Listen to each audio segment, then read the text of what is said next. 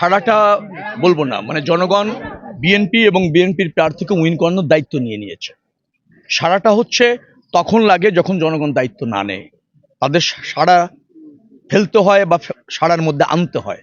আমি দেখতে পাচ্ছি যে জনগণ আমাদের দল এবং আমাকে উইন করানোর দায়িত্ব নিয়েছে, কারণ জনগণ জ্ঞাত আছে যে রাষ্ট্রে যে সংকট চলছে, এই সংকটে দেশকে উত্তরণের জন্য এবং জনগণের জন্য একটা জনগণের বাংলাদেশ প্রতিষ্ঠিত করবার জন্য রাজনৈতিক দল হিসেবে বিএনপির সেই অঙ্গীকার আছে, রাষ্ট্র পরিচালনার অভিজ্ঞতা আছে।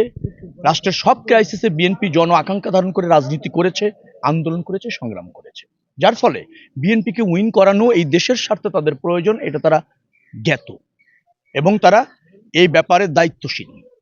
আমার ক্ষেত্রে যেটা হয়েছে, বিএনপির প্রার্থী হিসেবে বা ধানের শীষের প্রার্থী হিসেবে এই এলাকায় আমি 33 বছর রাজনীতি করি, সব পরিস্থিতিতে জনগণের সাথে থেকেছি, তাদের সাথে একটা নিবিড় সম্পর্ক, যার ফলে তারা মনে করে যে তাদের প্রতিনিধিত্ব করা আমি উপযুক্ত, ন্যায্য এবং আমার অধিকার, যার জন্য তারাই বিএনপির প্রার্থী আমাকে উইন করানোর দায়িত্ব নিয়েছে। তারাই সব করছে, তাদের মতো করে করছে, গণসংযোগে অংশ নিচ্ছে, ডোর টু ডোর গিয়ে ভোটারদের কাছে ভোট চাইছে, কিভাবে তাদের অধিকার প্রতিষ্ঠিত করা যায়, তার অধিকারের মধ্যে অন্যতম হচ্ছে আমার বিজয়, এভাবে নিয়েছে।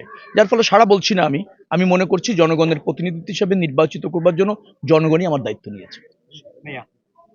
আমরা দেখেছি যে পোস্টাল ব্যালট সহ বিভিন্ন বিষয় নিয়ে বেশ কিছুটা বিতর্কিত কর্মকাণ্ড আমরা দেখেছি ইসি কেন্দ্রিক। বিএনপির পক্ষ থেকে অভিযোগ করা হয়েছে যে আসলে এই পোস্টাল ব্যালট যেমন হচ্ছে মিডল ইস্টের বিভিন্ন কান্ট্রিতে আমরা দেখেছি যে নিজেরা হ্যাঁ ভোট দেওয়ার বিষয়টি যেগুলো, এগুলো আসলে কিছুটা তো বিতর্ক তৈরি করছে, ইসিকে বিতর্কিত করছে।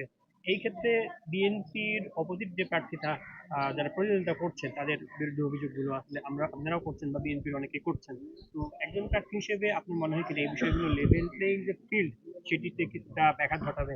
না, ব্যাঘাত ঘটাবে আমি তা মনে করছি না, কারণ নির্বাচনে কিছু সময় কিছু সিদ্ধান্ত কারো পক্ষে যাবে, বিপক্ষে যাবে, কোনো অপশক্তি কিছু কূটকৌশল করার চেষ্টা করবে, তো তাতে না হলে ভালো হতো এসব অপকৌশল, কিন্তু কিছুটা অপকৌশল রাতারাতি সব দূর হয়ে যাবে আমি তা মনে করছি না। নির্বাচন কমিশন ওখানে আরেকটু মনোযোগী হলে ভালো হতো, কিন্তু তারা মনোযোগী হতে পারেনি বিধায় তারা কোনো দলকে ফেভার করছে, আমি আবার সেভাবে দেখতে চাই না। এটা হয়তো তাদের অজ্ঞতা সারে অথবা আরেকটু সতর্ক হলে, আরেকটু সিনসিয়ার হলে এটা তারা অ্যাভয়েড করতে পারতো। তো অ্যাভয়েড ওই ক্ষেত্রে করতে হয়তো পারিনি, পরবর্তীতে গুলিতে করতে পারবে। আপনি নীতিতে মেপে তো আর ফেয়ারনেস চাইতে পারবেন না, ব্যর্থতা আছে, প্রতিবন্ধকতা আছে, তার মধ্যে দিয়ে আমাদেরকে এগিয়ে যেতে হবে। সেই জায়গা থেকে আমি বলছি, অন্তর্বর্তীকালীন সরকার, নির্বাচন কমিশন এবং আইন শৃঙ্খলা রক্ষাকারী বাহিনী এখনো সঠিক পথে আছে। তার একটা ভালো নির্বাচন অনুষ্ঠিত করবার জন্য সাংবিধানিকভাবে তাদের উপর যে দায়িত্ব আছে তা পালন করছে।